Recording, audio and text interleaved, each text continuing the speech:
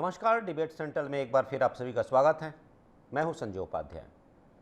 ये आप सभी जानते हैं और कई बार इस पर चर्चा भी हो चुकी है, हम सब बात भी कर चुके हैं अलग अलग समय कि जो केंद्र सरकार ने, खासकर जो गृह मंत्री हैं, केंद्रीय गृह मंत्री अमित शाह ने जो बयान दिया था, एक लक्ष्य निर्धारित किया था कि देश से नक्सलवाद का सफाया करना है। उसके लिए मार्च 26 की बात कही गई थी, मतलब एक साल बाकी है और इन महीने बचे हैं। अब तो इन महीनों में नक्सलवाद का पूरे देश से सफाया हो जाएगा, छत्तीसगढ़ से भी सफाया हो जाएगा। हम देख रहे हैं लगातार छत्तीसगढ़ में सुरक्षा बल है वो अंदरूनी इलाकों में, जिन्हें गढ़ कहा जाता है, नक्सलियों का गढ़ कोर एरिया, वहाँ पहुँच रहे हैं। लगातार मुठभेड़ हो रही हैं, बड़ी संख्या में नक्सली मारे भी जा रहे हैं। लेकिन आज इस पर बात क्यों हो, तो बात इसलिए क्योंकि एक कथित रूप से पत्र आया है, पर्चा है जो कि बताया जा रहा है कि नक्सलियों के प्रवक्ता हैं मोहन, उन्होंने ये पर्चा एक तरीके से वायरल किया है या फिर फेंका है, जिसमें एक बड़ी स्वीकारोक्ति है 78 नक्सलियों के मारे जाने की। उन्होंने स्वीकार किया है 78 नक्सली मारे गए हैं। बहुत से विषय हैं, संगठित रूप से सुरक्षा बल नक्सल इलाकों में घुस रहे हैं और एक तरीके से नक्सलियों से मुठभेड़ के बाद उनकी बड़ी ही कहिए कि बड़े तरीके से उन पर एक ऑपरेशन चलाया जा रहा है। कुछ ऐसी और भी बातें हैं इसमें।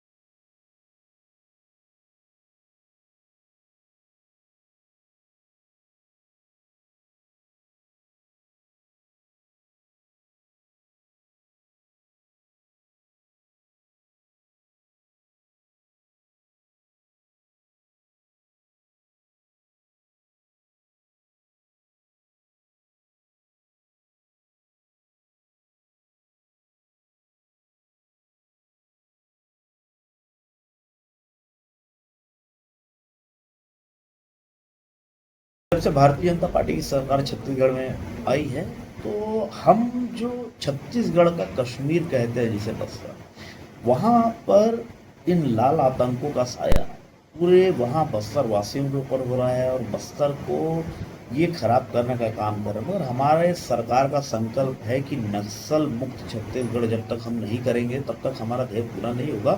और उसी के प्रतिफल वहाँ पर जो बस्तर के मूल निवासी हैं उनको मुख्य विचारधारा में लाने का काम, उनको हर सरकारी सुविधा पहुंचाने का काम, उनको प्रॉपर वे पे उनको शिक्षा की सुविधा मिले, राशन की सुविधा मिले, चिकित्सा की सुविधा मिले। और यही सब चीज़ से बौखला कर नक्सली लगातार खाद बनाकर सुरक्षा बलों के जवानों पर हमला कर रहे हैं। और जवाबी कार्रवाई में जब नक्सलियों का अंत हो रहा है तो इनको हो रही है पीड़ा। नक्सलियों द्वारा जारी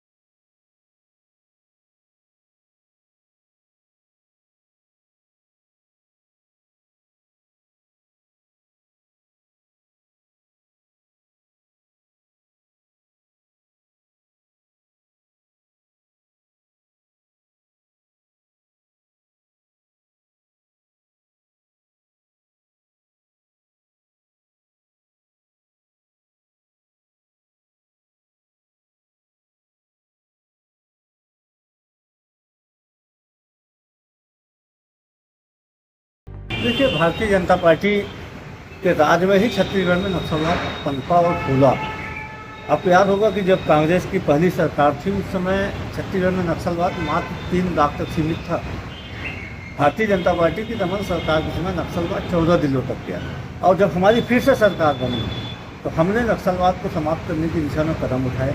विश्वास, विकास, सुरक्षा का मूल मंत्र लिए हम दूरस्थ क्षेत्रों में जाके सड़क बनवाए, रिमोट एरिया में जाके हमने कैंप बनाया, हमने गांव वालों का भरोसा जीता, हमने आदिवासियों का भरोसा जीता, वहाँ के पत्रकारों का भरोसा जीता, व्यापारियों का भरोसा जीता, जिसके परिणाम से नक्सली बैकफुट में गए।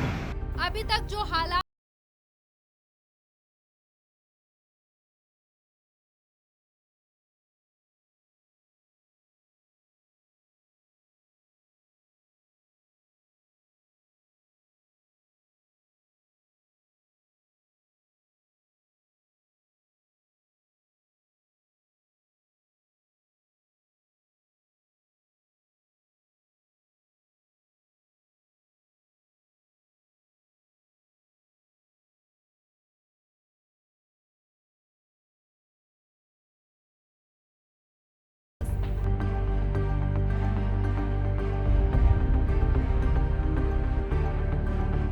पहले सबसे पहले चलिए परिचय करवा दूं आप सभी का जो मेरे साथ जुड़े हुए हैं।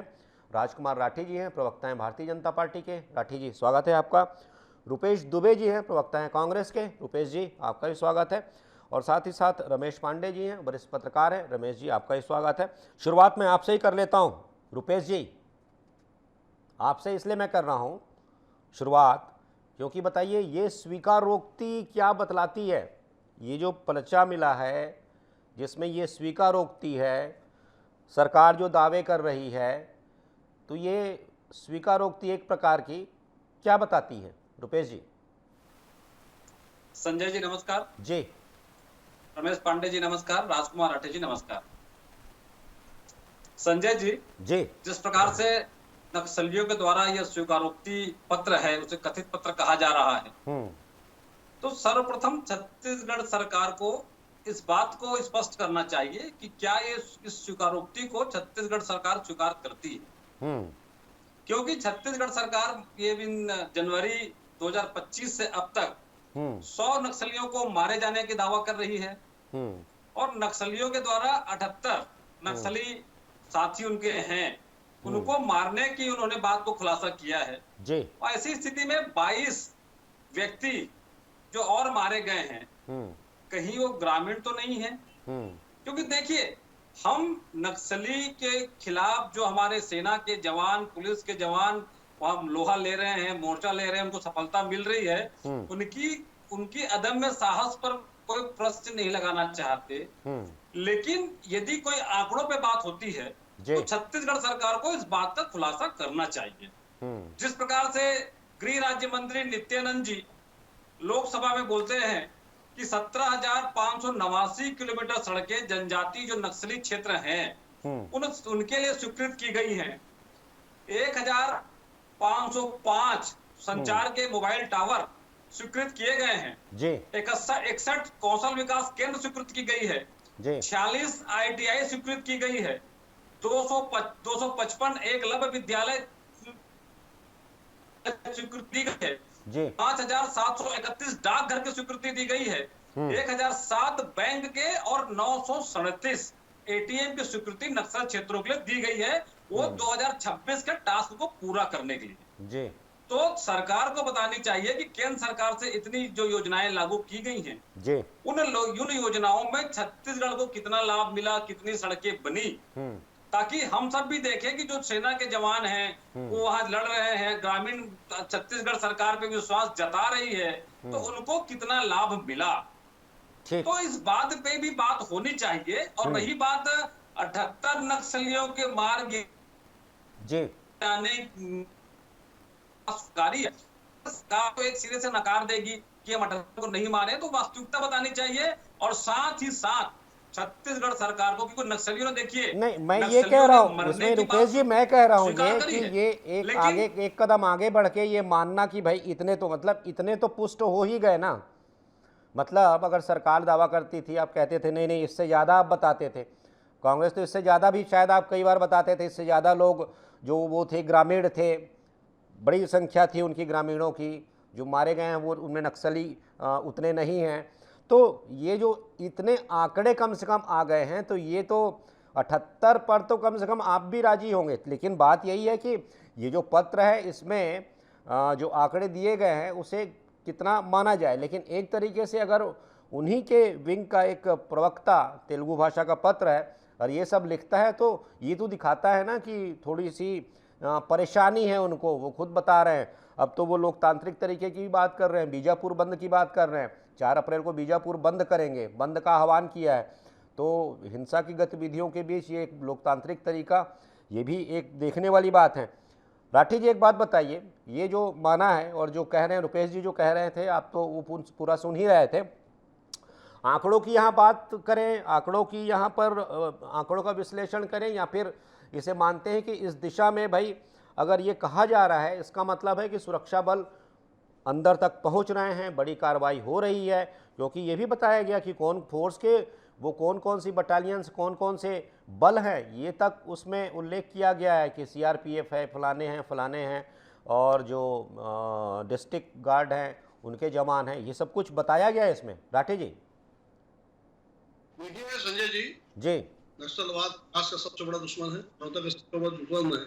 और नक्सलवाद के कारण आपको मालूम है बस्तर के सुदूर इलाकों में आधारभूत सुविधा नहीं पहुंच पा रही थी, मेडिकल की सुविधा नहीं पहुंच पा रही थी जी। और ये बड़ा दुर्भाग्य संजय जी, कांग्रेस के नेताओं को नक्सलियों पर भरोसा है, देश के जवानों पर भरोसा नहीं है। ये दुर्भाग्य का विषय है और मैं समझता हूँ कांग्रेस की ये कमजोरी भी है। आपको जानकारी है हमारे देश के गृह मंत्री ने ये दावा किया है कि मार्च 2026 तक नक्सलवाद से पूरा जो है देश मुक्त होगा। और ये आप देखेंगे बड़ा मूवमेंट पूरे देश में, 126 जिले जो हैं नक्सलवाद से प्रभावित जी, अब वो 12 जिले में सिमट गए हैं। और देश की जनता जानती है, देश के तत्कालीन प्रधानमंत्री मनमोहन सिंह जी ने बयान दिया था कि नक्सलवाद देश की आंतरिक सुरक्षा के लिए सबसे बड़ा खतरा है। ये मनमोहन सिंह जी का, देश के तत्कालीन प्रधानमंत्री जी का बयान था। उन्होंने बड़ा बयान दिया था नक्सलवाद को लेकर कि देश की आंतरिक सुरक्षा के लिए खतरा है, लेकिन किया कुछ नहीं। लेकिन जब से इस देश में नरेंद्र मोदी की सरकार बनी है और केंद्रीय गृह मंत्री ने नक्सलवाद को जिस प्रकार से एक चुनौती के रूप में स्वीकार किया संजय जी, आप देखिए परिणाम 126 जिले नक्सलवाद से प्रभावित थे, अब वो सिमट कर जो है 12 जिले में सिमट गए। छत्तीसगढ़ की बात करें तो लगातार जो है नक्सलवाद छत्तीसगढ़ से सिमटता जा रहा है, वो लगातार पलायन कर रहे हैं। और कांग्रेस के लोग आज भी जो नक्सली जो दावा कर रहे हैं उस पर भरोसा कर रहे हैं। उनको हमारे देश के जवानों को भरोसा नहीं है, कांग्रेस के लोगों को प्रदेश की पुलिस पर भरोसा नहीं है। ये हमारा दुर्भाग्य कि ऐसा विपक्ष हमको मिला है। लेकिन कहीं ना कहीं आने वाले समय में मार्च 2026 तक पूरा देश नक्सलवाद से मुक्त होगा। छत्तीसगढ़ प्रदेश तो मार्च 26 से पहले ही मुक्त होगा, जिस प्रकार से कार्रवाई हो रही है। क्योंकि आपको मालूम है संजय जी, हमारे केंद्रीय गृह मंत्री आते हैं और बैठक होती है, खाली छत्तीसगढ़ के अधिकारी शामिल नहीं होते हैं। तेलंगाना, महाराष्ट्र, मध्य प्रदेश, जितने आसपास के राज्य हैं, महाराष्ट्र, जितने आसपास के राज्य, उड़ीसा की बात करूं, सारे के अधिकारी बैठक में शामिल होते हैं जी। यूनिफाइड कमांड की बैठक होती है, जब भी होती है यूनिफाइड कमांड की बैठक होती है, मारे जाते हैं जी। कहीं ना कहीं छत्तीसगढ़ में और पूरे देश में नरेंद्र मोदी की सरकार ने नक्सलवाद को चुनौती के रूप में लिया है और आज देश से नक्सलवाद समाप्ति की ओर है। ठीक है। 126 जिले जो है 12 जिले में सिमट गया है। आने वाले समय में छत्तीसगढ़ राज्य नक्सलवाद से मुक्त होगा। ठीक है रमेश जी, सुख समृद्धि और ठीक है रमेश जी एक बात बताइए कि ये जो एक स्वीकारोक्ति, जो पर्चा है जिसमें बताया गया, बिल्कुल डिटेल दिया गया है कि इस दिन इतना, इस दिन इतना, इस दिन इतना, ये मुठभेड़, ये जवान वो, मतलब उसमें सारी बातें हैं और भी बहुत सी बातें हैं। मैं तो चूँकि भाषा का मैं ज्ञाता नहीं हूँ इसलिए मैंने तो नहीं पढ़ा है, लेकिन जो समझ पाया दूसरों के माध्यम से मैंने वो कोशिश की है। मतलब कहने का मतलब मैंने नहीं पढ़ा है क्योंकि मुझे इस भाषा का ज्ञान नहीं है जिस भाषा में ये पत्र आया है मूल रूप से। लेकिन आप भी ये मानते हैं, एक तो एक स्वीकारोक्ति एक विषय, दूसरा ये बताइए, इच्छा शक्ति एक बड़ा विषय होता है कि सरकारें अगर ठान लें कि भाई साहब ये तो करना है, तब उसे कोई नहीं रोक सकता, जैसा हम देख रहे हैं लगातार। तो पहले क्या इच्छा शक्ति की कमी रही थी क्या इस मोर्चे पर? अब वो कमी नहीं है, बल्कि कहिए कि पूरी निष्ठा के साथ या फिर एक लक्ष्य बनाकर काम किया जा रहा है। रमेश जी देखिए, ये नक्सलवाद, उग्रवाद, आतंकवाद, ये बहुत संवेदनशील मुद्दा है। निसंदेह। मैं ये नहीं कहता कि कोई भी सरकार इसके पक्ष में खड़ी मिलेगी। सभी सरकारों ने अपनी प्राथमिकता के तौर पर अपने फार्मूले के हिसाब से कार्रवाई करती रही जी। और मेरे ख्याल से मैं समझता हूं कि एक लंबे दौर का ये मामला है। शुरुआती सरकारों ने जो भी कुछ किया, आज उसका प्रतिफल ये देखने को मिल रहा है कि आज की सरकार उस समस्या के आखिरी पायदान को छूने के करीब पहुंच चुकी है और एक टारगेट तय कर दिया है कि हम इस समस्या का समाधान बड़ा समय तक कर देंगे जी। तो मैं ये नहीं कहूंगा कि पिछली सरकारों में इच्छा शक्ति नहीं थी। नहीं, आपने एक शब्द कहा ना रमेश जी, प्राथमिकता। मैं बिल्कुल नहीं कहता कि सरकारों ने नहीं किया, बल्कि वो अटल जी की वो पंक्ति है कि मैं इस बात से बिल्कुल सहमत नहीं हूं कि पिछली सरकारों ने कुछ नहीं किया है। निश्चित रूप से आज हम जहां खड़े हैं वो पिछली सरकारों की वजह से ही खड़े हैं, चाहे वो जो भी सरकारें रही हों। हर सरकार का हर समस्या के निदान में योगदान रहा है। लेकिन आपने एक शब्द कहा ना, प्राथमिकता, जैसे कि वो बार बार दोहरा रहे हैं कि वो मार्च 31, इससे पहले आपने ये एक लक्ष्य सुना था क्या, एक डेट कोई, इस डेट तक? मैं इसकी बात कर रहा हूँ। मैं बिल्कुल नहीं कह रहा हूँ कि सरकारों ने, पिछली सरकार कांग्रेस सरकार में क्या मुठभेड़ नहीं हुए? उस समय भी जवान लड़ते थे, मोर्चे पर नक्सली मारे जाते थे, उस समय भी होता था। तो सरकारें तो करती हैं जी। पूरी हो जाने दीजिए, ये बात आगे वाले चरण में है मेरे जी। तो जब इस सरकार की खास करके वर्तमान में गृह मंत्री अमित शाह की और नरेंद्र मोदी की सरकार की जी प्राथमिकता उग्रवाद, आतंकवाद और नक्सलवाद को खत्म करने की है। उन्होंने एक अपना लक्ष्य बना दिया है कि फला समय तक इसको हम पूरी तरह से सफाया कर देंगे और उसके अनुरूप उस कार्य को परिणति के रूप में लाने के लिए काम भी कर रहे हैं। अब सवाल ये उठता है कि आप देख रहे हैं कि जो भी कार्रवाई हो रही है, नक्सलियों का पत्र असली है या नकली है, हम इस पर नहीं जाते जी। लेकिन इस पत्र से ये तो साफ हो गया कि हाँ कुछ कार्रवाई हो रही और वो प्रभावी कार्रवाई हो रही। मैं तो एक खबर ये भी देख रहा था, नक्सलियों ने चेतावनी दी है कि हम इसका जवाब देंगे। इससे साफ हो रहा है कि कोई न कोई एक्शन सरकार की ओर से गंभीर रूप से लिया जा रहा है, जिससे नक्सलवाद को बढ़ावा देने वाले, नक्सलवाद में लिप्त लोग परेशान हैं और वो कुछ न कुछ इसके विकल्प के रूप में करना चाह रहे हैं जी। ठीक है, अगर हम आंकड़ों पर ना जाएं इस तरीके से रुपेश जी, जैसा आप कह रहे हैं 22 की, 32 की, 78, क्या ईमानदारी से बताइएगा, लग रहा है कि इस सरकार में आपने भी किया है, जैसा मैंने कहा रमेश जी से, आपने, हर सरकारों ने किया है सर, हर सरकारों ने किया है, हर समस्या का समाधान हर सरकार करती है अपने तरीके से, लेकिन इस सरकार में इस मोर्चे पर थोड़ा तेजी से काम किया जा रहा है। आपकी भी ईमानदारी से अगर जवाब दें पार्टी लाइन से हटकर रुपेश जी। संजय जी जी, नक्सल मुद्दे पर हम भी भाजपा के साथ खड़े होने में कहीं पीछे नहीं रहे। नक्सल समस्या छत्तीसगढ़ की समस्या है जी। मैं किसी के कार्य पद्धति पर प्रश्न चिन्ह लगा करके विश्वसनीयता पर बात करूं, जिस प्रकार से बस्तर क्षेत्र में नक्सली गतिविधियां होती हैं और आम जनता छत्तीसगढ़ सरकार पर कितना भरोसा करती है, ये एक प्रश्न है। अभी छत्तीसगढ़ सरकार 78 नक्सलियों के पत्र को, अभी हम सब कथित पत्र कह रहे हैं, क्या उस पत्र के को छत्तीसगढ़ की सरकार स्वीकार करती है, खारिज करती है और अपने आंकड़ों को प्रमाणित करने की बात करती है, ये देखने वाली स्थिति है। ठीक है, देखिए मैं फिर से कहना चाहूंगा, नक्सली मुद्दों पे राजनीति नहीं, लेकिन 15 वर्षीय कार्यकाल में हमने देखा है कि जिस प्रकार से 718 प्रकरण में 944 आदिवासी को नक्सली बता करके जेल में रख दिया गया था। कांग्रेस सरकार आने के बाद जस्टिस पटनायक की कमेटी से जांच कराई गई और उनको निर्दोष पाया गया और उन 944 लोगों की रिहाई की गई।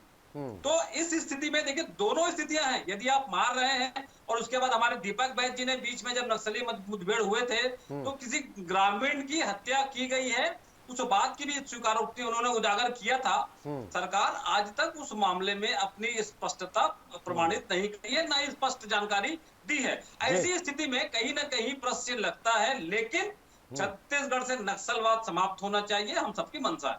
ठीक है, राठी जी कुछ पूछ रहे थे, रुपेश जी कह रहे थे कि आप इसे स्वीकार करते हैं क्या?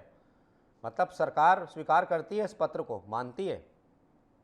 राठी जी पूछ रहे हैं रुपेश जी का जवाब दे लीजिए। पुलिस के अधिकारी जो जानकारी देते हैं वो सरकारी अधिकृत जानकारी मानी जाती है। बिल्कुल। और नक्सलवादी तो अपराधी है, मैं समझता हूँ मानवता के सबसे बड़े दुश्मन है, विकास के सबसे बड़े दुश्मन है। उनकी बात पर भरोसा कितना किया जा सकता है, ये जो है मैं समझता हूँ विवेचना का विषय हो सकता है। लेकिन हमारी सरकार जो आंकड़े देती है वो पुलिस अधिकारी और जवानों से जो आंकड़े मिलते हैं उसके आधार पर बात करती है। जो कांग्रेस की भूपेश बघेल की सरकार नगनार पर आदिवासियों पर गोली चलाती है, उनको तो नैतिक रूप से अधिकार नहीं इस विषय पर बात करने का। मैं समझता हूँ हर चीज को राजनीतिक दृष्टि से देखना, भारतीय जनता पार्टी के हर अच्छे काम को की निंदा करना। अभी बिहार दिवस की बात कर रहे थे कि छत्तीसगढ़ में बिहार दिवस क्यों मनाया? आप राजकुमार राठी जी आप बताइए, कल 30 मार्च को राजस्थान दिवस बनाएंगे क्या? आप राजस्थानी हैं, आप राजस्थान से बिलोंग करते हैं। राठी जी आप कहाँ चले गए बिहार दिवस पर? बनाएंगे क्या? जीएसटी में योगदान है, राजस्व योगदान है। मैं समझता हूँ भारतीय जनता पार्टी के हर अच्छे काम से अगर किसी के पेट में दर्द होता है तो वो कांग्रेस है। पेट में दर्द की बात नहीं है, आप लोगों की इच्छा शक्ति जो राजनीतिकरण करते हैं, नक्सलवाद जैसे मामलों में राजनीतिकरण करते हैं, ये दुर्भाग्य है। करना चाहिए, ये नकारात्मक विपक्षी भूमिका का निर्वहन करना। इनको सरकार के आंकड़ों पर भरोसा नहीं है, इनको जवानों के आंकड़ों पर भरोसा नहीं है, इनको पुलिस सरकार के आंकड़े 944 आदिवासी और 718 प्रकरण, ये भाजपा सरकार के आंकड़े थे। ठीक है रुपेश जी, पटनायक ने खारिज किया। रुपेश जी आ जाऊंगा मैं आपके पास, रुपेश जी आपके पास आ जाऊंगा। राठी जी एक बात बता दीजिए, आपने जितनी बातें कही तो ठीक है, मैं बहुत से और विषय है, लेकिन ये विषय ऐसा है कि मैं बहुत सारी बातें नहीं कर सकता, संवेदनशील विषय होता है, क्योंकि बहुत सी ऐसी बातें होती हैं आप कैसे कर लेंगे। लेकिन फिर भी एक बात कहता हूँ, एक मोटी मोटी बात है, जो टारगेट सेट किया है आपसे, क्योंकि जवाब मांगा जाएगा, तय है उन्मूलन नक्सलवाद का। देखिए ये तो मार्च 2026 की बात हमारे गृह मंत्री जी बोले हैं, लेकिन जिस प्रकार से नक्सलवाद सिमटता जा रहा है, जिस प्रकार से छत्तीसगढ़ में कार्रवाई हो रही है, जिस प्रकार से नक्सली मारे जा रहे हैं, मुझे नहीं लगता कि मार्च 26 तक भी ये स्थिति होगी। उससे पहले जो है छत्तीसगढ़ प्रदेश नक्सलवाद से मुक्त होगा और छत्तीसगढ़ प्रदेश में सुख समृद्धि शांति आएगी और पूरा देश, आपको मालूम है संजय जी 126 जिले जो है से प्रभावित थे। जब से हमारे मंत्री ने चुनौती के रूप में स्वीकार किया, अब 12 जिले में ये जो है नक्सलवाद सिमट गया, बहुत बड़ी सफलता है। आपको ये भी जानकारी बताया कि देश के प्रधानमंत्री जब मनमोहन सिंह जी थे, उन्होंने 126 जिले में जब नक्सलवाद फैला तो उन्होंने बयान दिया कि देश की आर्थिक सुरक्षा के लिए खतरा है। आपने कहा किया कुछ नहीं। इंदिरा जी ने भी बड़ा बयान दिया था। नहीं ऐसा मत कहिए किया कुछ नहीं, ऐसा मत कहिए किया कुछ नहीं, कुछ तो किया होगा। शौचालय करते हुए देखा, उन्होंने कहा ये देश के लिए दुर्भाग्य की बात है, लेकिन किया कुछ नहीं। घर घर में शौचालय बनाने का काम देश के प्रधानमंत्री नरेंद्र मोदी ने किया। देश में महिलाओं को जो है शाम होने का इंतजार करना पड़ता था शौचालय जाने के लिए। संजय जी उनके सम्मान को, उनकी इज्जत को किसी ने समझा है तो भारतीय जनता पार्टी के प्रधानमंत्री नरेंद्र मोदी ने समझा है। जी चलिए ठीक है।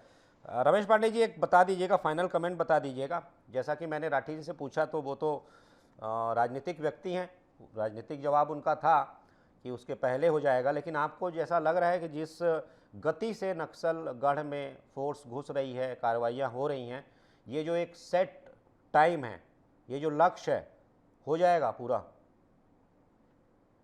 जी मुझको तो सेना के जवानों पर, अपने नौजवानों पर और भारतीय नागरिकों पर पूरा भरोसा है और इस सरकार पर भी पूरा भरोसा है जी कि जो लक्ष्य तय किया गया है और जो घटनाक्रम देखने को मिल रहे हैं, कार्रवाइयां देखने को मिल रही हैं, निश्चित रूप से जी जो सरकार ने लक्ष्य तय किया है, जो समय सीमा रखी है, मेरे ख्याल से नक्सल उन्मूलन होने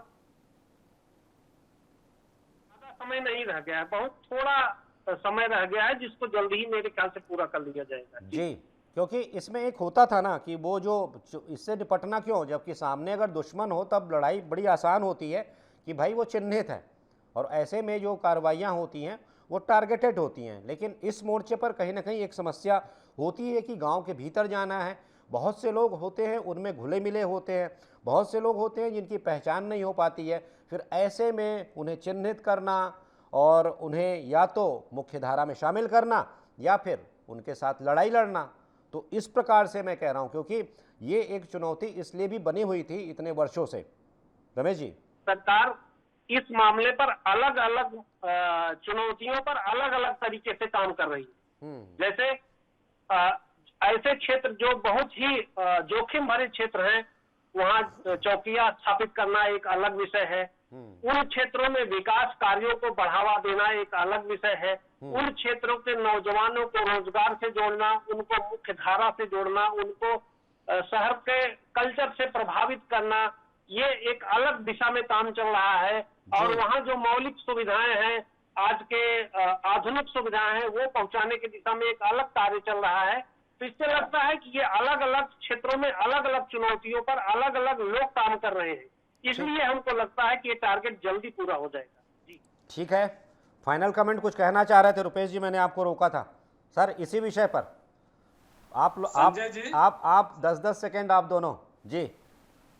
संजय जी, जिस प्रकार से बात भाजपा के लोग करते हैं या राजकुमार राठे जी ने कही जी, इनकी स्वीकारोक्ति ये बताना चाहते हैं कि भारत देश 2014 के बाद आजाद हुआ, जबकि नक्सल समस्या सभी की समस्या है। इस बात को स्वीकार करना चाहिए, इस बात को स्वीकार करना चाहिए। और केंद्र सरकार ने नक्सल समस्या क्षेत्रों में जो नक्सल प्रभावित क्षेत्र हैं उन्हें क्या कार्य योजनाएं दी हैं, वो आज तक छत्तीसगढ़ सरकार नहीं बताई है, जिसके बारे में मैंने पहले बताया कौन कौन सी योजनाएं हैं। तो ऐसी स्थिति में निश्चित रूप से भाजपा सरकार को केंद्रीय योजनाओं के धरातल पर लागू करना चाहिए और आम जनता को राहत दें।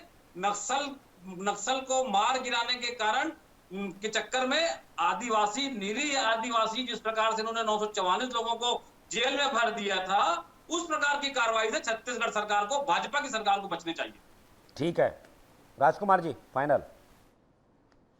देखिए संजय जी, देश में 60 साल कांग्रेस की सरकार रही और नक्सलवाद को आप देखेंगे तो नक्सलवाद कांग्रेस की सरकार में पनपा, लेकिन राजनीतिक इच्छा शक्ति के कारण कांग्रेस जो है नक्सलवाद से निपटने में पूरी तरह से विफल रही। लेकिन जब से इस देश में नरेंद्र मोदी की भारतीय जनता पार्टी की सरकार बनी है, हमने इसको एक चुनौती के रूप में स्वीकार किया है और परिणाम सामने है संजय जी। 126 जिले में नक्सलवाद था, आज 12 जिले में समेट गया। इतनी बड़ी सफलता अगर मिली है तो मैं समझता हूँ कहीं ना कहीं हमारे देश के गृह मंत्री कौन कौन से 12 जिले हैं बता दें। और ये 26 जिलों में कौन कौन से 12 जिला बचे हैं और कितने जिले मुक्त हुए हैं? हमारे जवानों को भरोसा नहीं करता, जो हमारे पुलिस को भरोसा नहीं करता। जो भरोसा करता है तो नक्सलवाद के जो जवानों पे सब भरोसा करते हैं, जवानों के अदम में साहब को सभी सलाम करते हैं, लेकिन आप लोगों की भाजपाइयों की कुत्सित राजनीति बर्दाश्त नहीं है। और आप देखेंगे कि रोड, नाली, रास्ता, ये हमारे आधारभूत सुविधा भी हम हमारे आदिवासी भाई को नहीं दे पा रहे थे। आज आप देखेंगे तो छत्तीसगढ़ में मेडिकल फैसिलिटी, रोड, नाली, रास्ता सारा जो है हमारे आदिवासी भाइयों तक पहुंच रहा है। और जो भारतीय जनता पार्टी की विचारधारा संजय जी कि समाज के अंतिम पंक्ति के अंतिम व्यक्ति को शासन की सुविधा मिले, ये सपना अगर साकार हो रहा है तो छत्तीसगढ़ सरकार में साकार हो रहा है। और इस प्रदेश में विष्णुदेव साय की सुशासन की सरकार चल रही है और कांग्रेस से पेट में दर्द होना स्वाभाविक है और इनके सत्ता जाने के दर्द को मैं समझ सकता हूं संजय जी। ठीक है, मैं रुपेश जी पूछ लेता हूँ। नहीं रुपेश जी, एक बात बताइए, एक थोड़ा सा विरोधाभास नहीं होता है, कंट्राडिक्शन की? आप एक तरफ कहते हैं कि जवानों के शौर्य को प्रणाम, उनके साहस को प्रणाम, वो मोर्चे पर लड़ाई कर रहे हैं, नक्सलियों से भिड़ रहे हैं, और दूसरी ओर आप कहते हैं कि अरे आपने नक्सलियों को मारा कि आम लोगों को मारा? मतलब उन्हीं की प्रशंसा करके उन्हीं से आप सवाल पूछते हैं कि मारा किसे? तो ये कैसी बात है?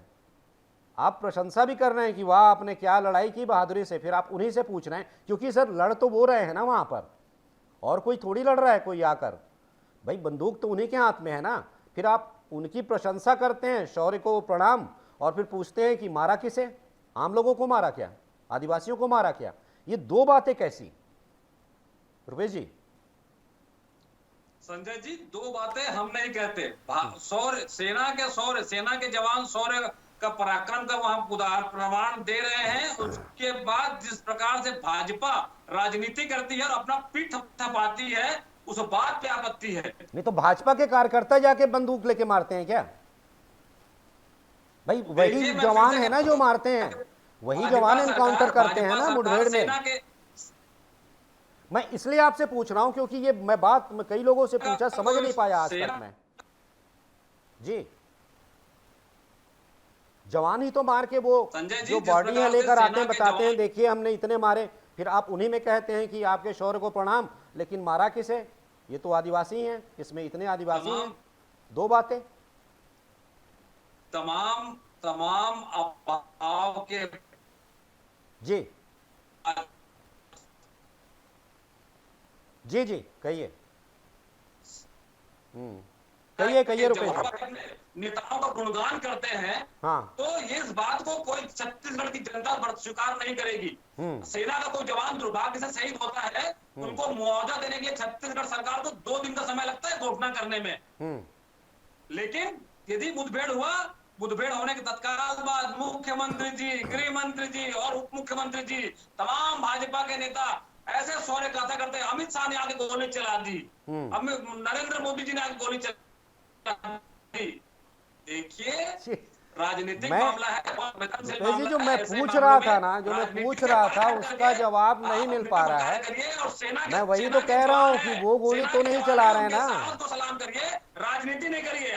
आप उनको योजना नहीं दे पा रहे हैं, आप उनको सुविधाएं नहीं दे पा रहे हैं, और वही तो मैं कह रहा हूँ रुपेश जी, एक बात मैं कह रहा हूँ, उनके आड़ में राजनीति करेंगे, ये बर्दाश्त नहीं है। ठीक है, मतलब वही मैं कह रहा था कि गोली कौन चला रहा है भाई? जो मुठभेड़ में जो जवान गया है वही तो गोली चला रहा है ना। और बॉडी जो आ रही है, जो रिकवर हो रही है, मिल रही है, वो कौन लेके आ रहा है? वही तो लेके आ रहा है ना, बता रहा है ये सब है। चलिए ठीक है सर, सरकारें हैं सर, सरकारें हैं, हर सरकार में ये देखते हैं हम। और आपने जो कहा कि जो शहीद हो जाते हैं, तो ये बात मैं कहूँ सरकार की नहीं, सरकारों की यही बात है। अक्सर हमने देखा है, लेकिन ठीक है, नहीं होना चाहिए। जो शहादत देते हैं, जो इस मोर्चे पर है, अपनी जान हथेली पर रखे हुए हैं, उनका ध्यान रखना चाहिए, बल्कि वो सर्वोपरि है। तो चलिए, चूँकि समय की बाध्यता है, इस आज की चर्चा को मैं यहाँ विराम देता हूँ। आप सभी इस चर्चा में शामिल हुए, राजकुमार राठी जी बहुत बहुत धन्यवाद, रुपेश दुबे जी बहुत बहुत धन्यवाद, और साथ ही साथ रमेश पांडे जी आप हमारे साथ जुड़े, आपका भी बहुत बहुत धन्यवाद। तो जैसा कि एक ये विषय आया, पर्चे की बात हुई, अब ठीक है कथित पर्चा है उसमें, लेकिन बातें कही गई हैं कि कितने नक्सली अब तक मारे गए हैं 3 महीनों के भीतर। सरकार भी एक आंकड़ा दे रही है कि अब से सरकार बनने के बाद से लेकर अब तक कितने नक्सली मारे गए, कितनों ने आत्मसमर्पण किया, कितने गिरफ्तार किए गए। तो ये विषय है, लेकिन ये विषय तब उठता है जब एक स्वीकारोक्ति इस प्रकार की आती है। ठीक है, इसमें संख्या की बात हो सकती है, लेकिन ये एक विषय होता है, और साथ ही बात होती है कि जिस गति से या फिर जिस प्राथमिकता के साथ सरकार इस मोर्चे पर काम कर रही है, तो क्या आने वाले दिनों में वह लक्ष्य उस समय सीमा के भीतर प्राप्त कर पाएगी, प्रश्न है इस पर भी। लेकिन आने वाले दिनों में यह सब कुछ तो स्पष्ट हो जाएगा, क्योंकि ज़्यादा दिनों की बात तो है नहीं। तो आज की चर्चा में सिर्फ इतना ही, किसी महत्वपूर्ण विषय पर फिर मिलेंगे, फिर बात करेंगे, तब तक दीजिए आज्ञा, नमस्कार।